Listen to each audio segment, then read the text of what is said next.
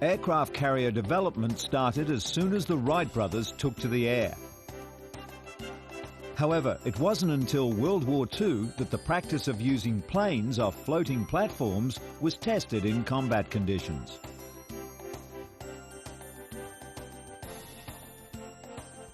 The ships went through an evolution process, but it was the aircraft that underwent major refinement to be useful at sea. This week, we explore the early development of the carrier and the Grumman Hellcat.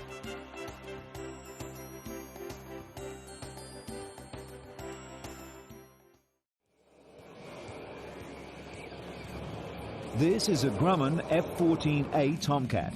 It's amongst today's ultimate weapons. It was conceived in the late 1960s to replace the F-4 Phantom.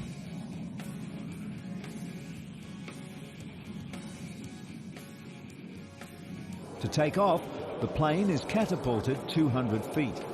Within this distance, the plane will have accelerated to 170 miles per hour in 2.5 seconds.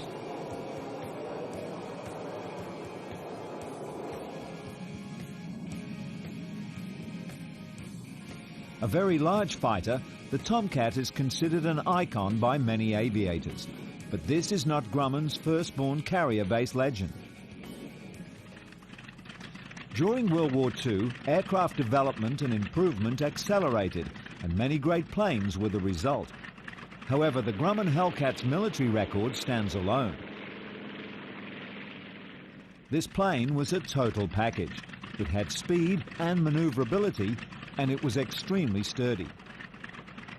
Ironically, one of the best fighters in history was basically an afterthought.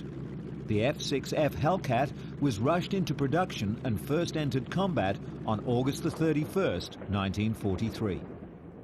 Today, after much trial and error, we're able to very successfully operate planes from aircraft carriers. The Harrier jump jet is one example of a modern naval fighter.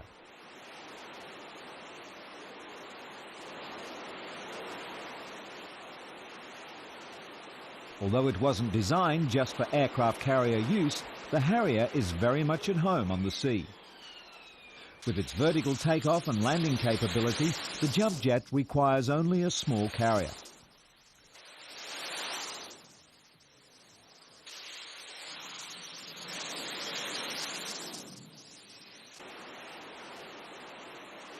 For a smaller naval operation, the plane can even be flown from or landed on a ship's helipad.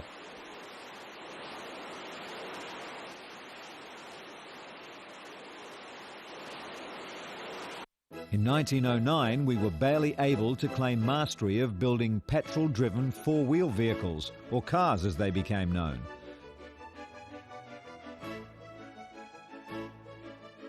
Yet some forward thinkers were already adapting the internal combustion engine to powering aircraft. In Virginia, during one of the Wright brothers' subsequent flights of their Kitty Hawk, a naval observer, Lieutenant George Sweet, reported back that the Navy must have that. It will be most important to us. With these words, Sweet basically instigated the joining of air power and naval power. The Navy's first attempts at air power concentrated on taking off and landing on water. In 1910, and again in Virginia, a civilian pilot named Eugene Healy tested the idea of taking off from a ship and landing on terra firma. He uses a wooden ramp built over the bow of a cruiser as a runway for a 50-horse-powered Curtiss. He's successful, and 2 months later he attempts the reverse, taking off on land and touching down on a ship. Again, he's successful. The next achievement towards aircraft and their use at sea occurred in 1921, when the US Navy ran bombing tests on captured ships. Brigadier General Billy Mitchell oversaw the operation. The newspapers were quick to announce that with such a devastating weapon as the plane, the day of the battleship was over. The Navy was quick to remind the media and people that the battleship used in the test was a sitting duck. It didn't return fire or in any way take defensive action. During 1922, the battleship Jupiter was transformed into the USA's first aircraft carrier. It was renamed USS Langley.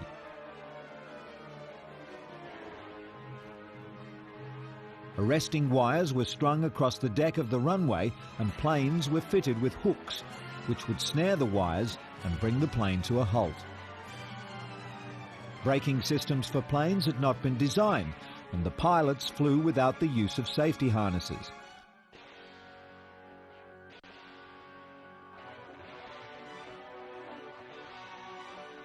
The first of many problems became apparent. The undercarriages were simply not strong enough to cope with the rough landings.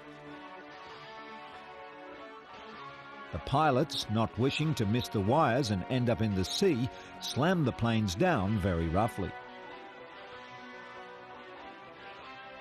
The Hawk Company, which built most of the first planes, knew about the problems they would face in constructing a plane that would stand up to the rigors of carrier landings. Even though the planes of the day flew quite slowly and could glide down well, they were lightly constructed, and now the designers were faced with strengthening the plane and adding weight. Strong and lightweight metals such as titanium or materials such as carbon fiber were not yet available, so strengthening came at a cost, and the cost was weight.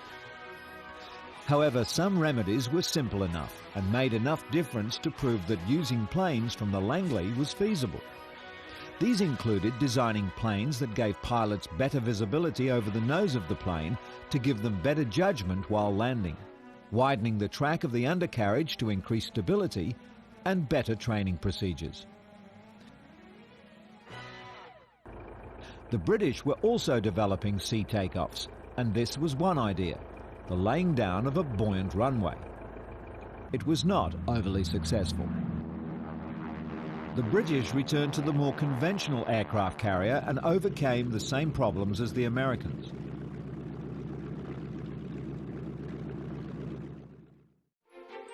It was the planes from the aircraft carriers Saratoga and Lexington that would be the first to change the way sea battles would be fought in the future.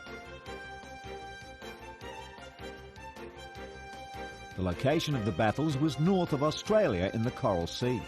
For the first time in history, the sea battle was fought entirely by aircraft. A Japanese force was rounding the north of New Guinea to capture Port Moresby. If they were successful, they would have a platform to invade Australia. The battle was fierce, and losses on both sides were severe.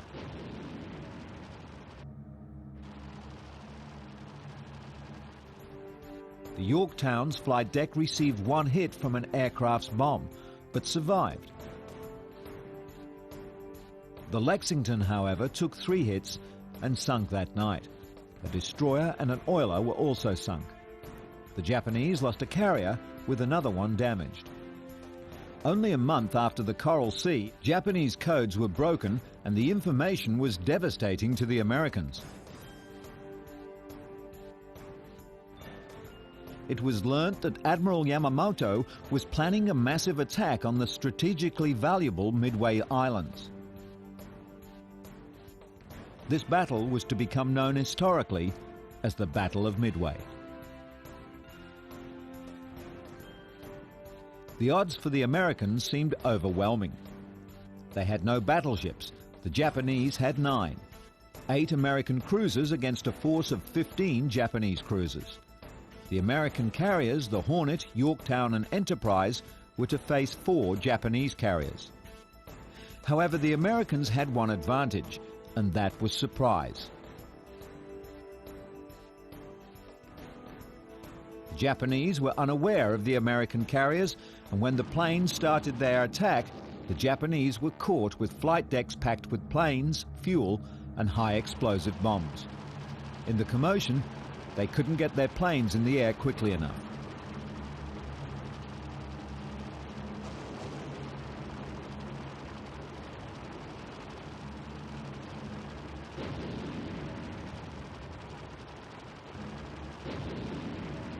When the battle was over, all the Japanese carriers and 1 cruiser was on the bottom.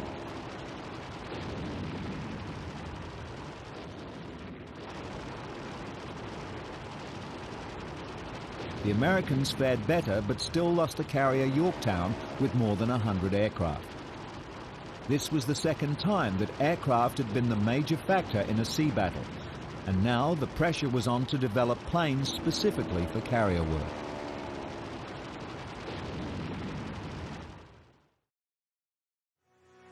June 26, 1942, just after the Battle of Midway, a new plane rolled out from Grumman's factory. Some people interpreted the plane as the Grumman Wildcat's big brother, but this wasn't so. This was a totally new fighter. This plane was designed to even the score against the remarkable Japanese Mitsubishi Zero. The Zero had for some time beaten all others convincingly. It could outrun, outclimb, outmaneuver and outshoot anything in the sky over the Pacific from 1940 to 43.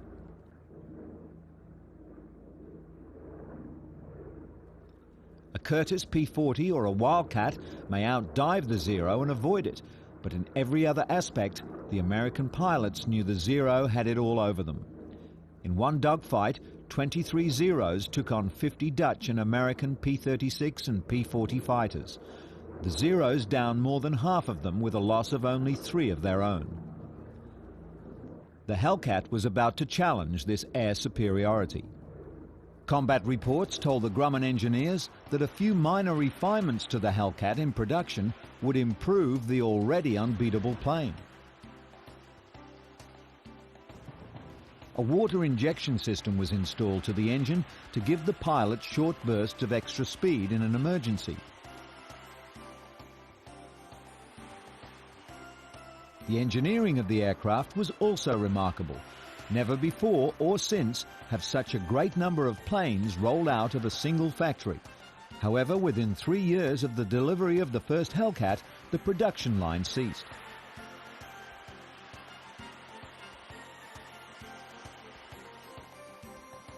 During the production run, over 12,000 aircraft were built. There were only 2 major subtypes of Hellcat. The only real visual difference between the 2 types is the Model 3's extra window behind the cockpit. This was removed in the later model as it had no value.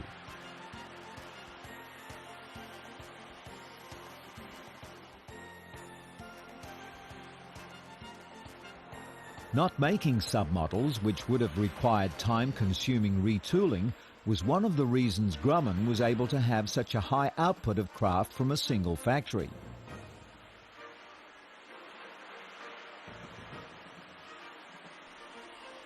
The other factor regarding the output was the superb organization.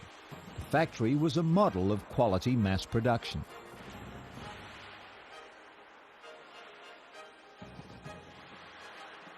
During the production run of Hellcats, even the color scheme was not tampered with.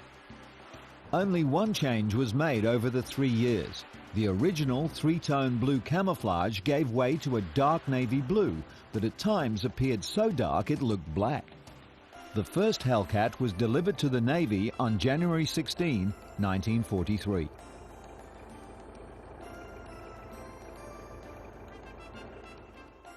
Once the plane was finished, Grumman test pilots flew the plane and noted any irregularities. A dangerous job, and interestingly, there were a number of women test pilots.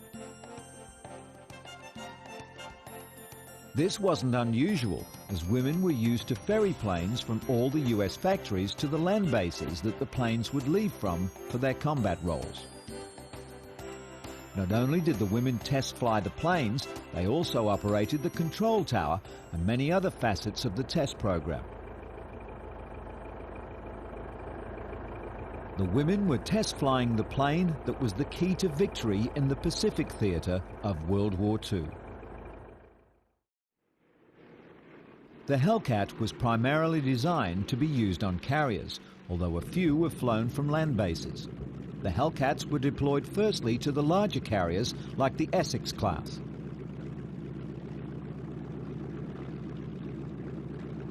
With the rate of aircraft losses due to the Zero, the Hellcat was pressed into service as quickly as possible. They literally packed the decks of the carrier groups with Hellcats. On April 5, 1943, a Hellcat squadron downed the first Zero, and this was the way it would be for the remainder of the war.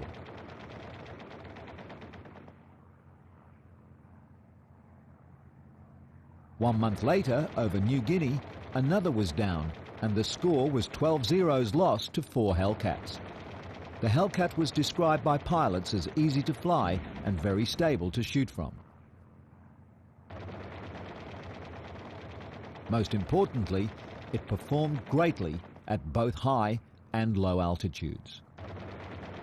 The Grumman philosophy when designing the Hellcat was make it strong, make it simple, and make it work.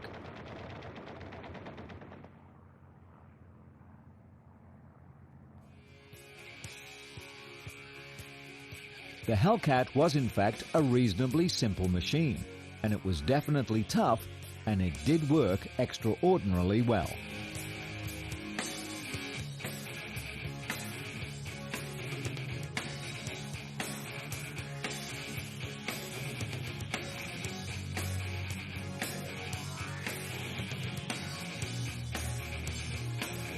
The Hellcat got a reputation for its ruggedness, and even when shot up badly, it could bring its pilot home.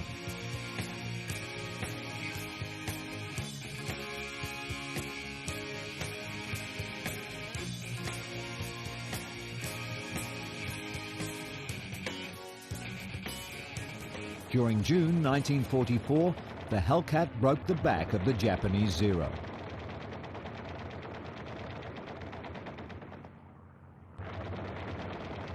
This was the Battle of the Philippines and was described by one American pilot as the Great Marianas Turkey Shoot.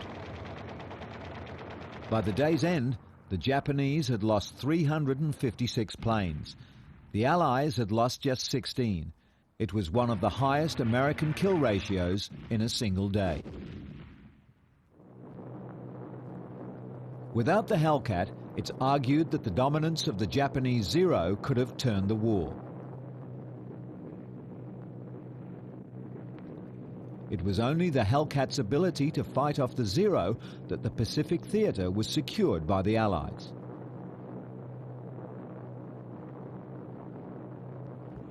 The statistics of the F6F Grumman Hellcat are impressive. Its battle ratio was 19:1. Of the 6,477 Japanese planes downed over the Pacific, well over 5,000 are credited to Hellcats. The plane's dimensions: wingspan 42 feet 10 inches, fuselage length 33 feet 7 inches. The power plant in the early model was one 2,000 horsepower Pratt & Whitney R2800 double wasp 2-row radial. Hellcats had 6 half-inch Browning machine guns with 400 rounds per gun. Some had 2 20mm cannons plus 4 half-inch machine guns and underwing attachments for 6 rockets. Their bomb payload of 2,000 pounds was carried on center pylons. The plane could reach a speed of 376 miles per hour and climb at 3,240 feet per minute. The service ceiling was 37,500 feet, and it had a range of 1,090 miles. After the war, the Grumman Company continued building combat aircraft. In December 1957, the U.S. Navy selected the Grumman Corporation to fulfill the new long-range, low-level tactical strike aircraft requirement with the A-6 Intruder. April 19, 1960 was the day the Intruder first took to the air. It was one of 482 produced.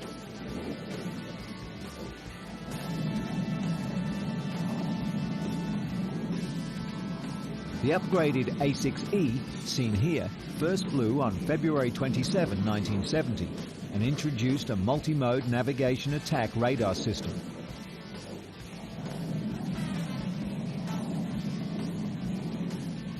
The A6E was modified with a composite wing to extend the plane's operational fatigue life another 20 years. It was also equipped with a multiple-mode radar. The high-resolution real-beam ground mapping radar also provides terrain clearance and avoidance for low-level navigation. The transmitter, receiver and camera are located beneath the nose in a sensor turret for precision attacks against tactical targets at night and in adverse weather. The A6E can deliver the Navy's entire arsenal of available air-to-ground weapons, from general-purpose bombs to ground attack missiles, including the AIM air-to-air missile. The integrated attack navigation weapon system, coupled with a two-man side-by-side crew, significantly enhances crew coordination, situation awareness and safety of flight. It was a subsonic two-seat aircraft fitted with the ability to carry up to 15,000 pound or numerous types of munitions.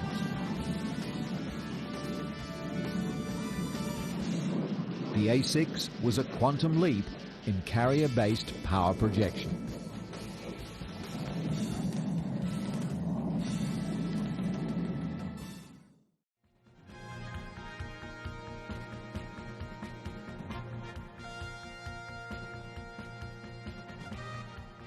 Join us again on our next search through our brief but fascinating history of flight and aviation. Come with us and meet the people, the planes and the companies that have created the world's most technologically advanced machines.